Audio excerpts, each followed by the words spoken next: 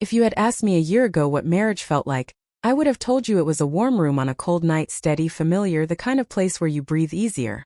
My wife Lauren was the reason behind most of the gentleness in my life. Or at least that's who I thought she was. Our anniversary fell on a Friday evening. Lauren insisted we celebrate at a rooftop lounge downtown with a small group of her friends, Jessica, Brooke, and the rest of the women she'd grown close to over the past year. I didn't mind. I liked seeing her happy. But something in the air that night felt off, like a quiet tension I couldn't name. The evening started normally enough. Warm yellow lights, soft music drifting from hidden speakers, the smell of citrus and grilled rosemary drifting through the air. Lauren looked beautiful in a deep navy dress. Her smile was practiced, like it had been rehearsed. I noticed it, but I let it go. Halfway through dinner, the server placed a chilled bottle of champagne between us. Lauren stood before I could even reach for the glasses. "To new rules for my husband," she declared, raising her flute. Her friends burst into laughter, loud, overlapping.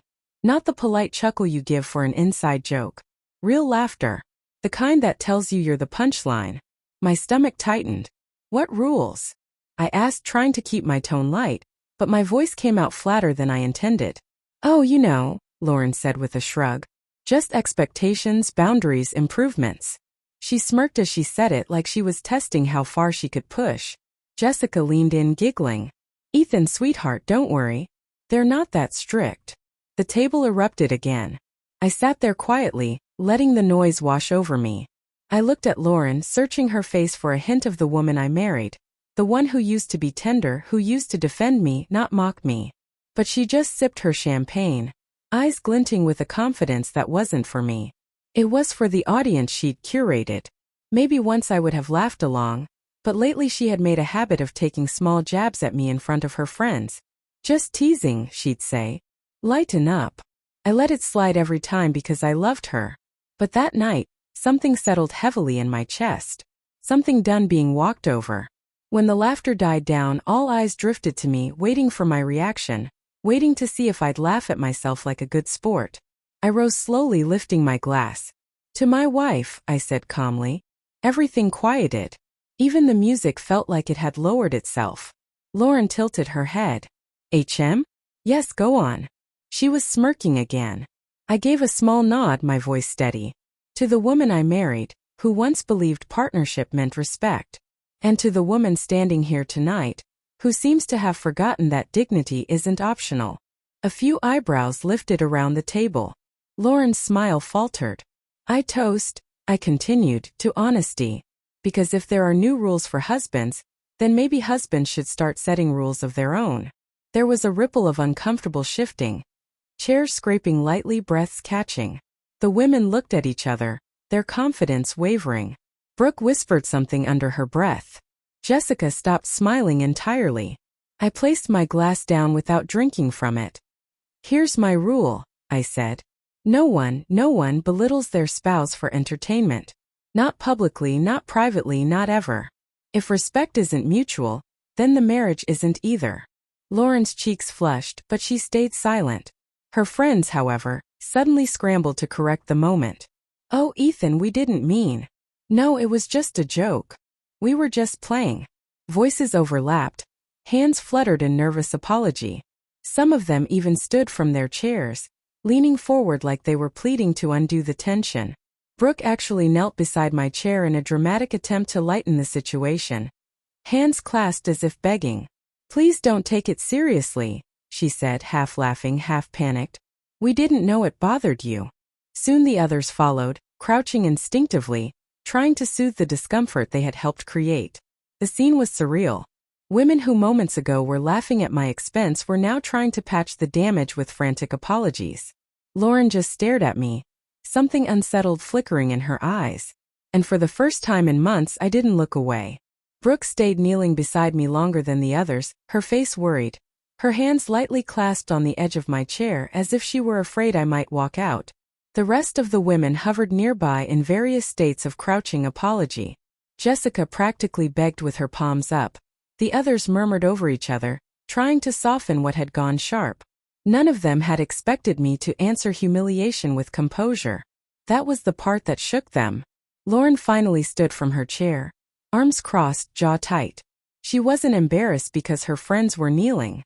She was embarrassed because the dynamic she'd grown comfortable with, her in the spotlight, me quiet, had cracked in front of her audience. "Ethan," she said sharply, "this is ridiculous. Get up, all of you. It was a joke. You're blowing it out of proportion." But the more she tried to act unaffected, the more uneasy everyone became. Her tone didn't match the moment. Her friends sensed it before she did. This wasn't playful tension. This was something deeper, something she couldn't shrug away. I didn't raise my voice. I didn't need to. I didn't ask anyone to kneel, I said calmly. They did that on their own when they realized the joke wasn't funny. Brooke swallowed and pushed herself up from the floor, brushing dust from her jeans. "We honestly didn't mean it like that," she said softly. "Lauren told us it was just light teasing." My gaze shifted to my wife. "Lauren," I said, "is that what it was to you? Teasing?"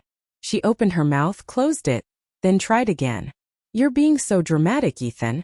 You take everything personally." "No," I said, keeping my voice steady. "I take my marriage personally."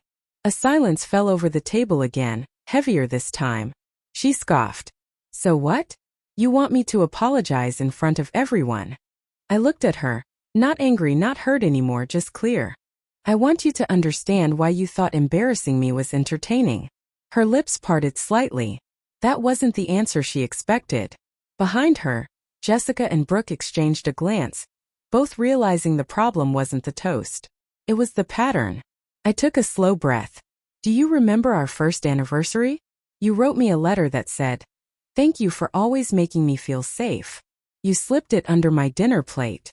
Her eyes darted away for a second, softening almost imperceptibly as the memory flickered. "What changed?" I asked. Lauren didn't answer. Maybe she didn't know. Maybe she didn't want to. Her friends watched her, suddenly seeing the edges they'd ignored before. I continued, "I'm not angry. I'm disappointed that somewhere along the way, respect turned into a performance, and I became the character you made jokes about." Her face fell then, not dramatically, just a small collapse of confidence around her eyes. "And here's the truth," I added. "If you had toasted to something funny, something mutual, something loving, I would have laughed with you. But you didn't toast to us. You toasted to controlling the version of me you show people." Lauren finally sat down, her voice small. "I didn't think it mattered." "It matters," I said. "It matters because marriage is how we honor each other when no one's watching and how we protect each other when everyone is." Brooke exhaled softly. Jessica wiped under her eyes. None of them were mocking anymore. The tone of the table had shifted from playful to painfully self-aware. I reached for my glass, not to raise a toast but simply to hold it. My hand didn't shake.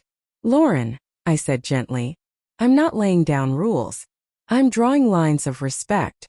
If you want a marriage with new rules, real ones, then the first rule is simple. We don't belittle each other.